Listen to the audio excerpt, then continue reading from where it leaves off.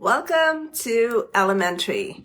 I hope you're having a fabulous Monday, and I hope you've managed to keep cool. I know it's been an extremely hot day, and I hope you've stayed cool. Anyhow, whatever you decided to do today, I hope it was just fun. So today I'm going to talk about the 10 quick, impactful, value add renovations that you can do, or these are just ideas that you can do if you're planning to sell your home. And today I want to just talk about some quick tips that you can possibly do. If you have any questions, drop it in the question icon below. So number one is paint. So before we get started actually on the 10, let's just talk about like a general thing. And I want to talk about smell. So smell was not on my list, but I want to talk about it as, one of the most important things you could probably take a look at and think about, right? And so when I say smell is a good way. Sometimes you get nose blind, that commercial? It's true. You actually live in a space and you don't realize what your space is doing, whether you have pet odor or you've been cooking a lot of highly strong foods or something to that effect. Anyhow, smell is so important because it can really, really turn off people. And I don't mean that you need to mask your smell. So I'm not saying go and get plugins and plug them and then people think you're hiding something. And sometimes those smells linger. Just make sure you're being thoughtful when and you're being realistic too about smells in your house. A lot of times you will not smell it, but other people will. So ask a friend to walk in and ask a friend who will give you their true insight on the smell. Anyhow, so number one is fresh paint. Fresh paint is one of the most cheapest alternatives. And the thing about fresh paint is about keeping it neutral. And that helps a lot if you're looking to sell a house. Now, some people will say, oh, I love these bright colors, but really you're not going to buy your house, someone else's. So just think about that piece. Upgraded kitchens. And when I say upgraded kitchens, I don't mean to run out and go do a whole kitchen.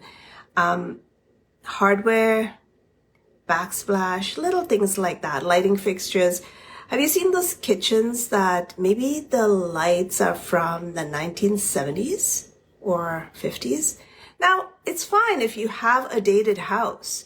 And I have a whole thing that I'm going to do on one of my topics coming up for social is about, a dated house or a cheaply renovated house. And, but if you have a dated house, you have a dated house.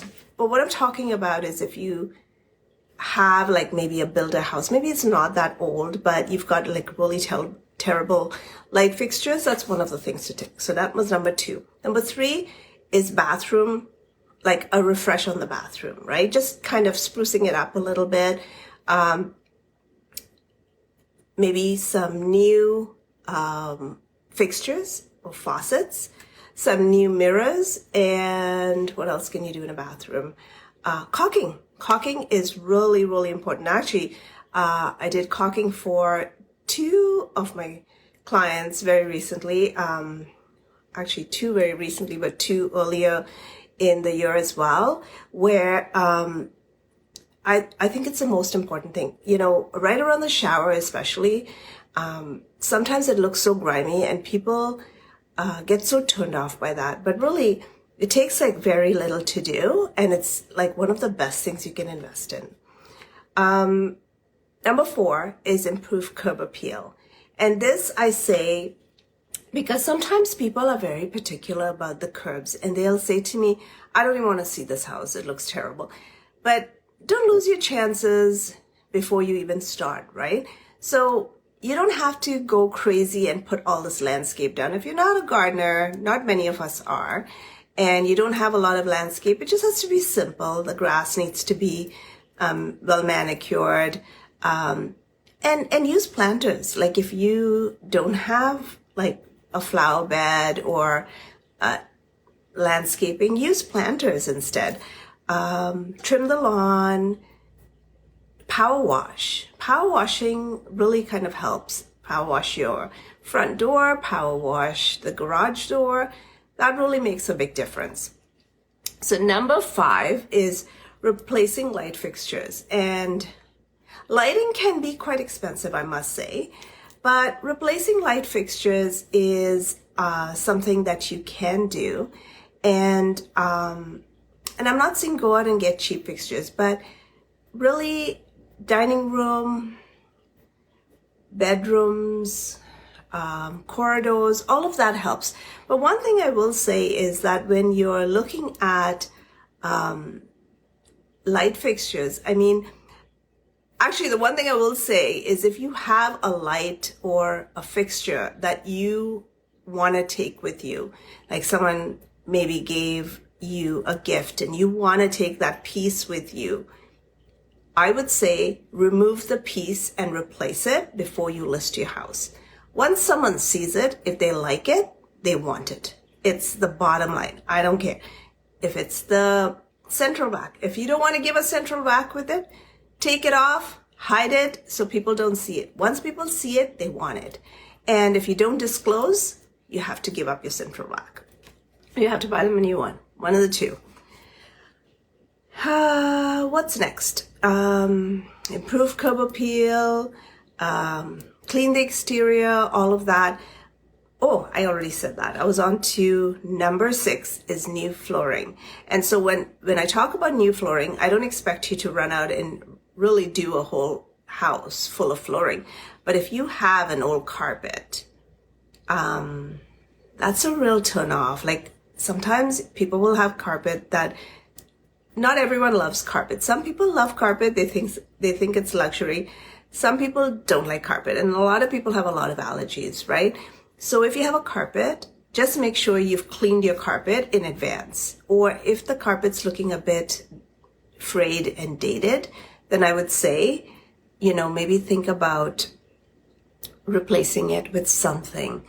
But really the carpet being clean is most important. And the reason why I say this is because a lot of times we'll show up for staging day. And once you start to move furniture around, I can guarantee you there's going to be, furniture lines is one thing, but a lot of times people don't realize that perhaps they've had this layout of the furniture for a long time and the carpet around has really kind of given a different imprint, or it looks dirtier than we anticipated. When you move the furniture around, you really get to see the difference.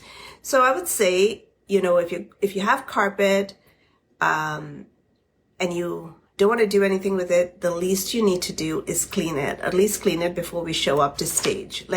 Because not everyone who comes in, the cleaners will clean the house and that's a must, but the carpets need to be cleaned and it takes a while for the carpets to dry. So I'll tell you, I had one home I staged and one home I put on the market and we did the cleaning and the whole 9 yards. And then I realized the carpets was so bad. So it went live, but then a day later I had to, as it went live, I had to call the guy to clean the carpet because, I had a whole story with that actually. I did a whole story on that because the cleaner was supposed to clean the carpets and they didn't have staff, so they left me high and dry, and so I had to call someone else in. But either way, the carpets got clean, the place looked nice, it was nice and fresh, and it makes the carpet all fluffy again.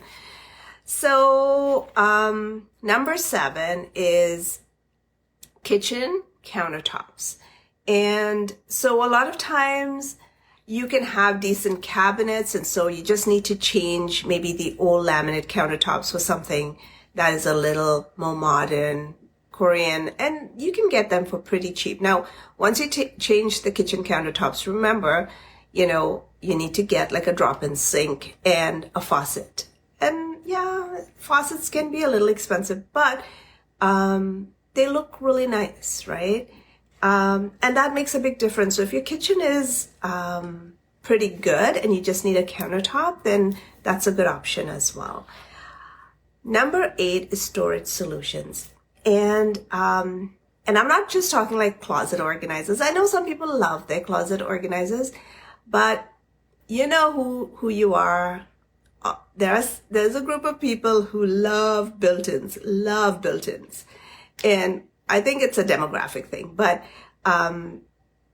there's a group of people who love built-ins. So every time they see built-ins, they're like, oh my God, this house has built-ins. Anyways, I'm not saying go out and buy built-ins. Just make sure people can see themselves in those bedrooms with a decent closet that's a little organized. And some of the things you can do is remove some of the clothes so that the closet doesn't look like it's so small because your closet is stuffed. Now, I mean, it looks kind of odd sometimes because I see people putting like 3 items in their closet, and that's not realistic. But I think you have to have that happy medium of having a decluttered space and also showing like you live there, and that your closet holds your clothes. Okay, so number 9 is the front door. So front door is, so if people are walking in, they miss the curb, they then come to the front door. And I would say the front door should be inviting, right? You don't have to spend hundreds of dollars and get a big fancy door. Now you can replace the door if your door is like ancient.